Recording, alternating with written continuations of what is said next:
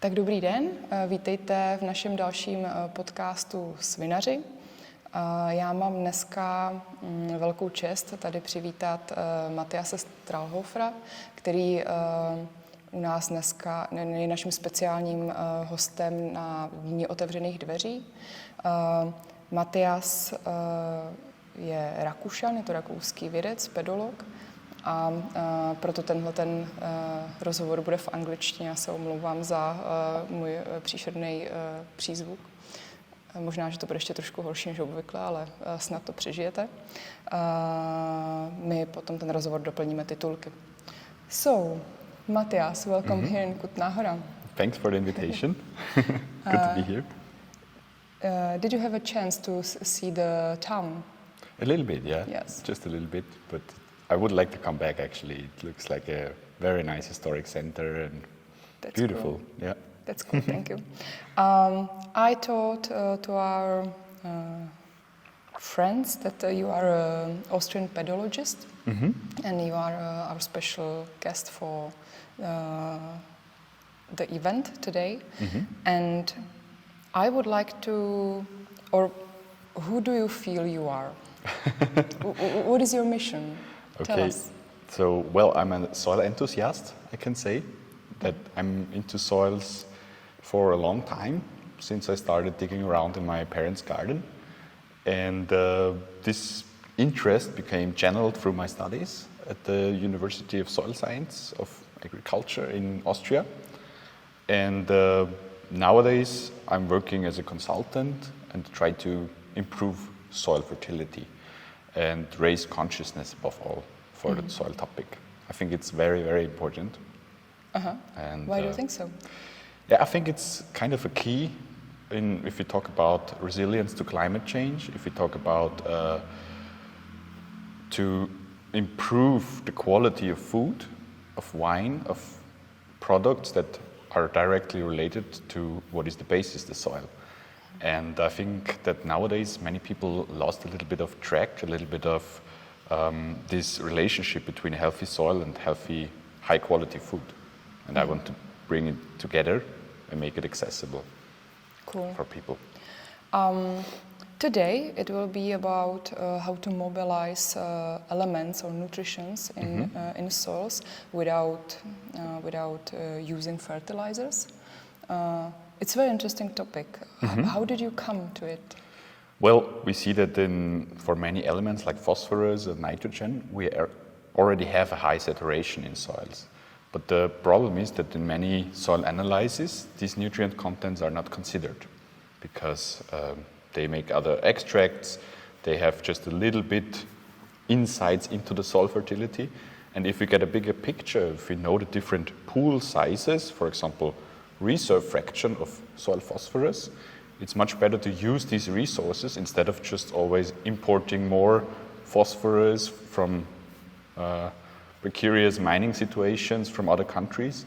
And I think for many elements we already reached the peak, so we cannot always just give more input. We have to use the resources that we have in our soils. I always thought that the analysis didn't get this elements that are like connected in the soil because the plants can't reach it.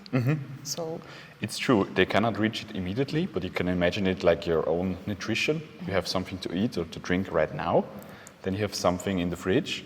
Unfortunately not wine, it's in the morning, yeah. That's a pity.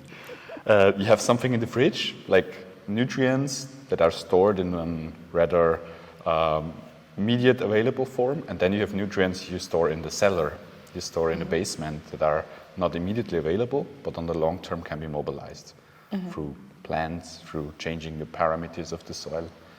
And I think this is something we have to be aware of. I'm wondering, what was the first time that you met this topic? I met it actually through my boss when I started working there 3 years ago. But also during university times I already got some hints that this could be very interesting to take a deeper look not only at the so-called ad hoc provision for plants, but on the long term. What is there in the reserve fraction? What is there in the organic matter stored? What can be used in an ecological way?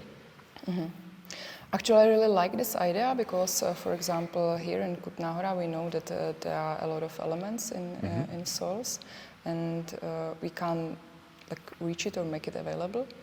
And I feel like this might be a very good start how to make the plants or vines, how make them more resilient and resistant and more healthy. And also, you know, I don't know what is the situation in Austria, but here in the Czech Republic, the agriculturists, they stopped grow animals, so we don't have enough organic stuff. And is this somehow connected with this idea? Totally. Is the same in Austria? I think it's the problem nowadays in our specialized agriculture that we have regions where there is a lot of manure, a lot of animal husbandry, and other regions where they don't have any organic matter available, only compost maybe, but no animal manure, no slurry. And through the specialization, this became an increasing problem. We have really regions where they are lacking manure.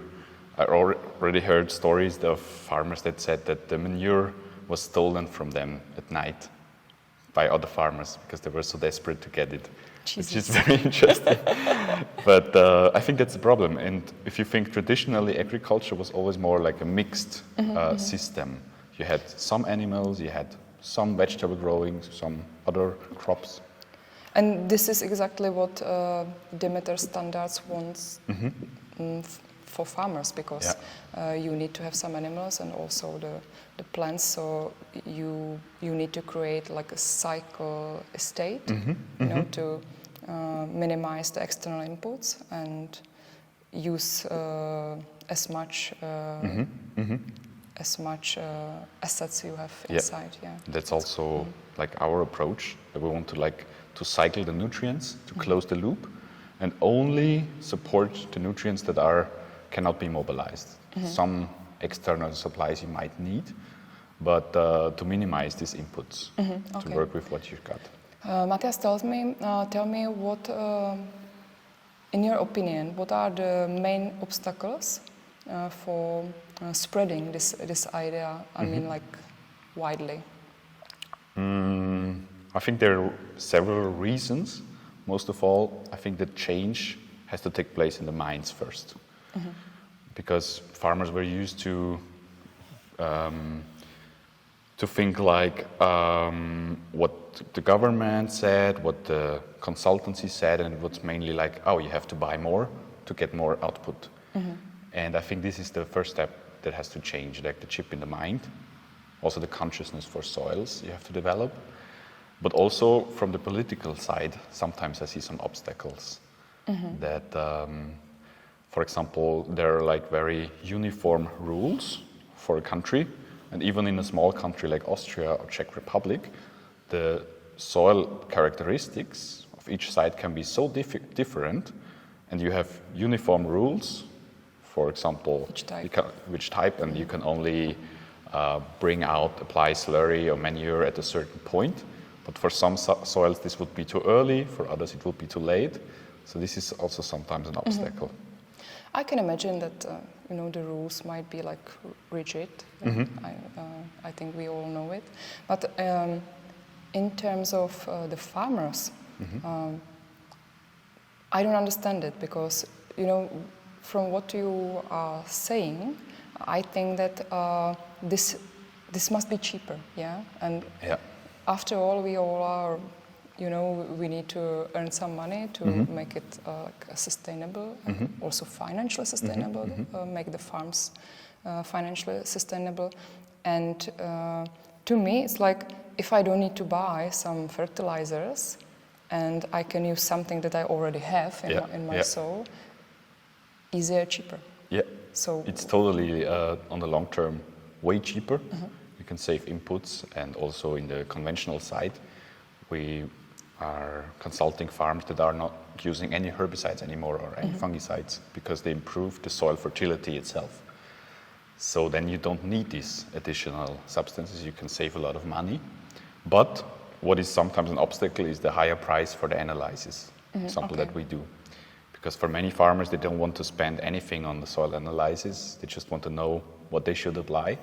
But then how do you know what you need to put into the soil? Exactly, just even get a if you very want to short buy. picture of, you have maybe 1 or 2 years, but you cannot plan ahead for 10 years with such an analysis. So what we want to do is to take a deeper look and make different extracts, and it's a process that takes more time and more consultancy.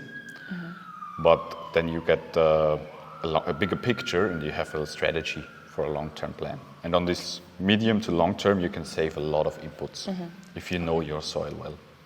So the start is expensive to get the knowledge? I think it's always relative expensive because if you think of technique, what it costs a new machinery or just the plow or some little detail of the technical stuff, there is always sufficient money.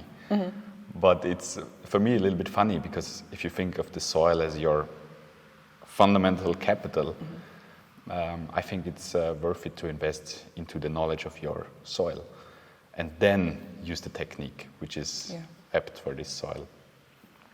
To me, it completely makes sense.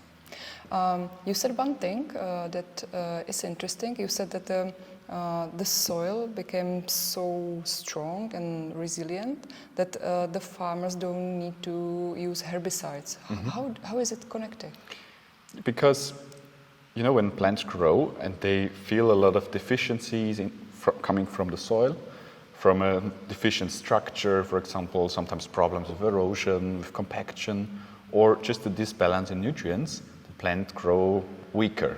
They're not as strong, and they're more prone to pests, to fungal diseases, and this is a very proven fact that if the plant grows healthy, it needs less of these substances.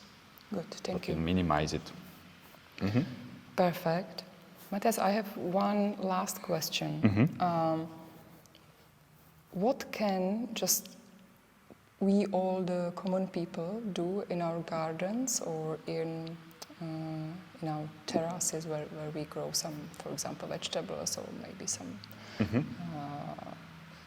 different crops, maybe? What we can do to improve the soil? That's a good question. Of course, it always depends on the starting conditions. What is the problem? What is the limiting factor? What I think is makes a lot of sense from a soil science point of view is to leave it covered, the soil. Like, don't leave it open. Leave it covered. Think of the soil as a living system, and this system is full of living organisms. We know that in 1 tablespoon of soil there are more organisms than the whole world, and these organisms need to eat something. So it's very important to cover it, to mulch it, to plant something there. It's always better than to leave it in a bare state, in an open state. So this, for me, is essential. Good. And you protect it from the sun, you protect it from the elements, and I think that's very important. Also to become this aware that you're working with a living system, not with a substrate. I think this is the biggest change that has to take place in mind. Cool, thank you very much. So you heard it. Cover your soil. And I'm really looking forward to the event, Me to too. hear more. Thank you very much. Thank you. Díky, naschle.